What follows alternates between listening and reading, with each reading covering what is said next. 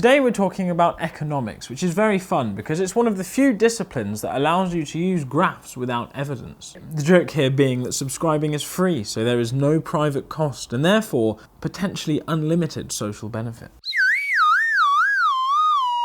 In this episode, we're discussing why farming and free market capitalism don't go together that well, or in other words, why farming is different from other industries. In history books, you sometimes see reference to a capitalist farmer, which I think is a bit misleading because it doesn't mean a farmer who has a capitalist mindset necessarily. It means a farmer who produces stuff for sale, in contrast to a peasant who produces stuff for subsistence. I prefer the term yeoman or freeman to capitalist farmer because I think that's what farmers are. They're free people and they don't necessarily have a particularly healthy relationship with capitalism. The analysis today is thanks to a chap called C S Orwin, who is head of the Agricultural Economics Research Institute at Oxford. So he's a rural economist. I have described him as a scientist until now. You can argue about whether economists are scientists below, but he's very much on the scientific side of the argument, and his proposals for reforming the countryside were originally Daniel Hall's idea, and he was a proper scientist who ran the Rothamsted Research Station and served the Agriculture Ministry during the First World War, and they knew each other very well. Orwin went to Agricultural College at Y, where Daniel Hall was principal. He wanted to be a farmer but didn't have a farm, so worked as a lecturer and for a time managed an estate. He developed bookkeeping tools for farmers, keeping a practical outlook, and was put in charge of the Agricultural Economics Research Institute at Oxford when it was founded at Hall's insistence. Orwin used his position at Oxford to gather accounts from farms, and he was working between the wars when there were a great deal of economic problems affecting the countryside. This is all stuff we've covered already. Although there was much scientific advancement in this period, production was faltering, employment was falling, strip development was eating into the countryside, Lloyd George's death duties were hitting large landowners, and the partner in husbandry idea of the relationship between landlords and tenants was undeniably broken. We've already looked at one answer to these problems, which was to get rid of the tenant farmers and make everybody peasants again, as proposed and perhaps nearly imposed by Lord Lymington. But Orwin differed from Lymington in that he didn't have an aristocratic outlook. He was an academic, so he looks at the problems of the countryside and lists 7 reasons why farming doesn't work very well in a market economy like we have in Britain. I've added some of my own at the end. The first problem Orwin identifies in the countryside is the aristocracy. We've seen how the partner in husbandry relationship between landlords and tenants has decayed through fox hunting and the game laws and the organic movement. At the time Orwin was writing, 2/3 of British farmers were tenants, so they were reliant on a third party, the landlord, for infrastructure and the soil itself, and that meant they had to pay rent and abide by any restrictive covenants in their tenancy agreements. It is the landlord who supplies and maintains the permanent equipment of the industry. He is the owner of the land. It is his duty to drain and fence it, to make and maintain the roads requisite to its use, to supply it with houses sufficient for the farmer and his men, to provide the building accommodation necessary for crops, livestock, machinery, and the general purposes of the farm. The activity of a farm is restricted by its infrastructure. You can't grow wheat without a grain store, and you can't milk cows without a cowshed, but the landlord designs these things. It's very difficult for a tenant farmer to make changes to their operation without the landlord's consent and cooperation. Today, only about 53% of British farmland is owned by the farmer. There is more regulation these days, but tenant farmers do still get a fairly raw deal. There's difficulties in making capital investments in land you don't own. Orwin's second point was the weather, which thanks to climate change is even more volatile today than it was at his time of writing. Farming happens within nature, and nature is an unstoppable force. In no other industries can the year's work be brought almost to naught by a spring drought, by a wet summer, or by an unseasonable frost, to an extent equal to that which is possible on an English farm. The weather provides a constant uncertainty, and that is always a threat to agricultural prosperity. Thirdly, farms can't pause production. If a factory is hit by a depression, it can reduce its labour force and slow its production until prices go up again. But in farming, you can't stop feeding your pigs or stop milking your cows for a month, and that means you can't reduce the labour required in that time either. Farmers cannot stand men off in bad times except by a process of slow reorganisation, which takes years to carry out. He cannot close down for a week or two to work off, say, a glut of milk, of malting barley, or of potatoes, and to get the prices up.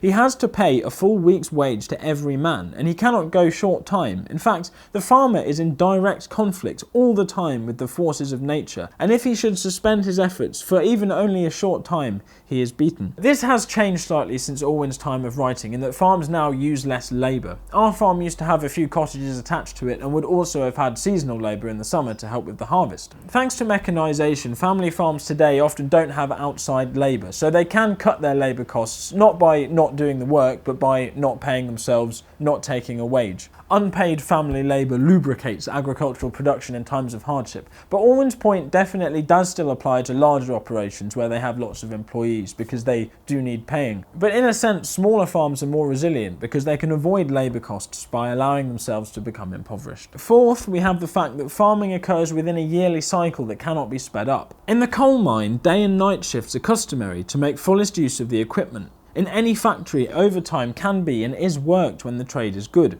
But these expedients to give the quickest and largest return on capital at stake are not available to the agriculturalist. He cannot speed up nature because the market is good at the moment and take 2 wheat crops in one summer or a calf from his cows once a month. In farming, the turnover must always be slow.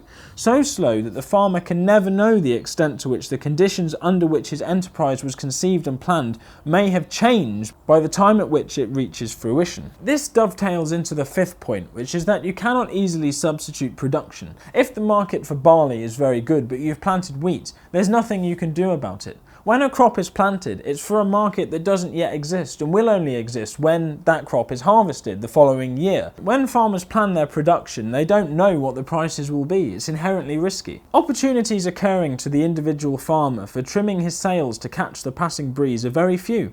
If wheat be unprofitable, barley cannot be substituted. The crops are not interchangeable in the general economy of rotation farming. That's an important point because farmers have to adhere to crop rotation and the needs of the soil. If somehow you knew that wheat was going to be profitable next year, but you'd already planted wheat in your field for the past 2 years, to plant wheat again would be abandoning basic good practice and the yield would almost certainly suffer as a result. So even if you could predict the market, you would still have to plant something else. Lack of financial capital. Farms are typically very small businesses, so they don't have shareholders and can't play with money in the way that larger companies do. The farmer has no shareholders to participate in the risks of his business. His creditors are his bank and the agricultural merchants with whom he trades, and they require payment in full. Lastly, and perhaps most importantly, Orwin says, agriculture is unique amongst the great primary industries of the world in that the wealth of the soil is inexhaustible.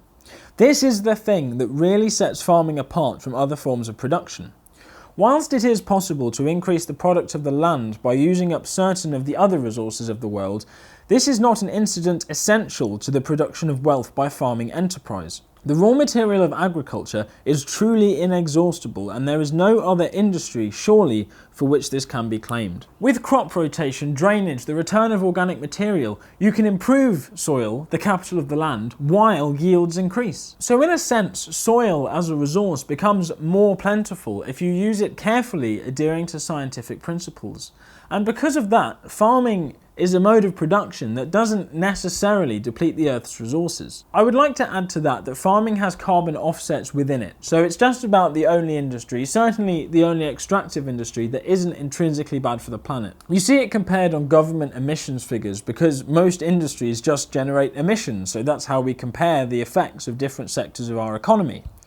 But farming exists within the carbon cycle. Soil can act as a carbon sink. Another difference between farming and most industries is that farming's emissions are dominated by methane, which decays in the atmosphere. So to achieve a cooling effect, you only have to reduce emissions. Whereas with industries that emit carbon predominantly, you have to actively remove it from the air to achieve that. In ninth place, I would add barriers to entry. You don't really get new people coming into farming very much because it's so expensive and the returns are so small. A conventional farm large enough to be a viable economic unit employing one person full-time would want to be probably upwards of about 250 acres, which would have a price in the millions, and then you'd have to buy tractors and implements and stock, which would likely add up to the hundreds of thousands for anything other than a hill farm. It's just not feasible. And farming is different from other industries because if it hits a depression, the land, its capital, won't necessarily become less valuable and allow new entrants because it's in demand for other stuff. People want to buy farmland for houses and solar panels, and rich people buy it to avoid tax. stuff like that. So although land is the basis of agriculture, the price of land is relatively independent from the rural economy. So there is a tendency that when people leave agriculture, new people don't come in to replace them. The work normally gets taken over by big contracting companies. Then I would like to add that farmers can't unionise in a way that industrial workers do. The National Farmers Union is a trade association rather than a workers' union in a traditional sense. Farmers can't strike for the same reasons they can't pause production.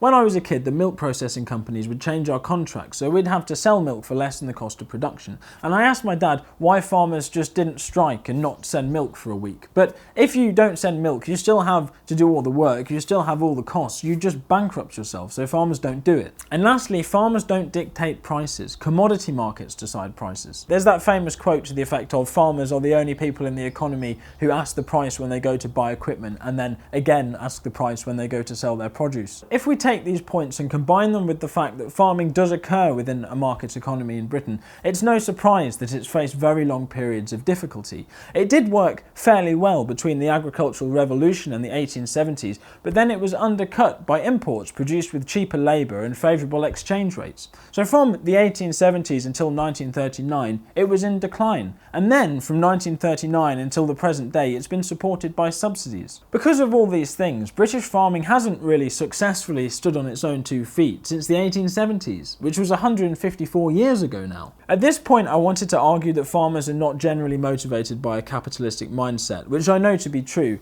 but I don't really know what to say other than you must be crazy to deal with all of these things within a market economy. If you were rational and motivated by money, you just wouldn't do it. If farmers were driven by a profit incentive, they would sell their land and then make a significant investment in some other type of business. Farming is said to be a way to live poor and die rich. There is money tied up in the land, but it's only ever actualized if you give up and sell it. I shall finish off with reference to a very articulate comment on my last video, which held that the worker ownership of the means of production was socialism, which is of course a very different vision to state ownership of the means of production on behalf of the workers. But in this view, if a farmer owns land and works it, that farm is a socialist economic unit, not a capitalist one. A capitalist in the countryside would be the landlord of a tenant farm who gets his money from his capital while a worker works it. I do get lots of very good comments. I'm sure most farmers I know would reject the socialist label, but I did find that interesting. Orwin's answer to these problems was a strange one. He argued for state ownership of the land in Britain, which, especially given the time he was writing, sounds almost communist. He wanted the countryside to be reorganised into much bigger specialist farms that would be able to make use of economies of scale, but also, interestingly, finance. He wanted joint stock companies to be the government's tenants farming the land. This is an idea that no one seems to push for today, but it was fairly influential at the time, so we will discuss it in lots of detail next week. Thank you for watching. I'll see you then.